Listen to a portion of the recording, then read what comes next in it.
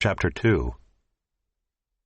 Then after 14 years I went up again to Jerusalem with Barnabas, taking Titus along with me. I went up because of a revelation and set before them, though privately before those who seemed influential, the gospel that I proclaim among the Gentiles, in order to make sure I was not running or had not run in vain. But even Titus, who was with me, was not forced to be circumcised, though he was a Greek. Yet because of false brothers secretly brought in, who slipped in to spy out our freedom that we have in Christ Jesus, so that they might bring us into slavery, to them we did not yield in submission even for a moment, so that the truth of the gospel might be preserved for you. And from those who seemed to be influential, what they were makes no difference to me. God shows no partiality. Those, I say, who seemed influential added nothing to me.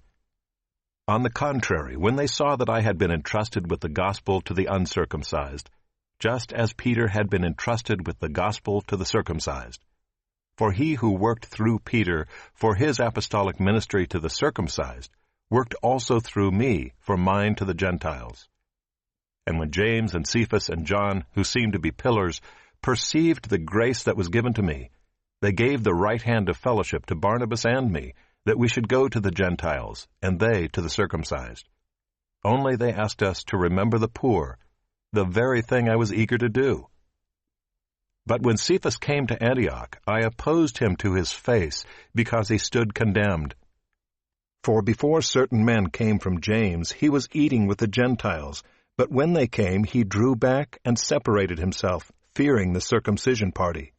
And the rest of the Jews acted hypocritically along with him, so that even Barnabas was led astray by their hypocrisy.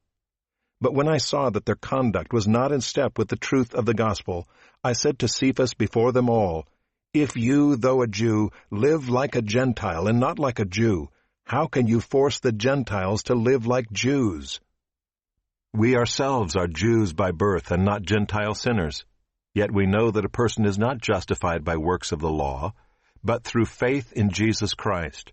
So we also have believed in Christ Jesus, in order to be justified by faith in Christ, and not by works of the law, because by works of the law no one will be justified.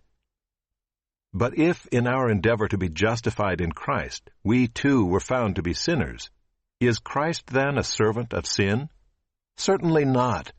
For if I rebuild what I tore down, I prove myself to be a transgressor. For through the law I died to the law, so that I might live to God. I have been crucified with Christ. It is no longer I who live, but Christ who lives in me.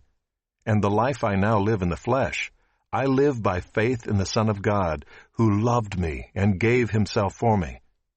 I do not nullify the grace of God, for if righteousness were through the law, then Christ died for no purpose.